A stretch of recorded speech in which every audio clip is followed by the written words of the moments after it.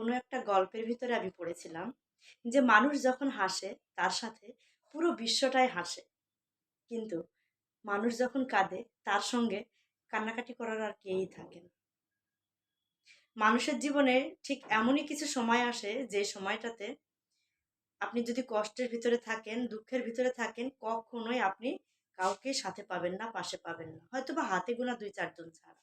কিন্তু আপনার জীবনে যদি সুসময় থাকে তাহলে দেখবেন দুধের মাঝির মতো আপনার আশেপাশে আত্মীয় স্বজন থেকে শুরু করে মানুষের অভাব হবে না। পুরো বিশ্ব তখন আপনার জন্য অপেক্ষা করবে।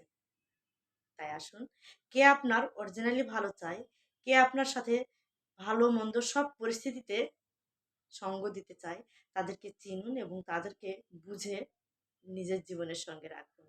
দেখবেন জীবনে চলার পথে অনেক সমস্যায় আপনি সমাধান করতে পারবেন এই দুধের মাছি নামক মানুষগুলোকে যদি এড়িয়ে চলতে পারেন।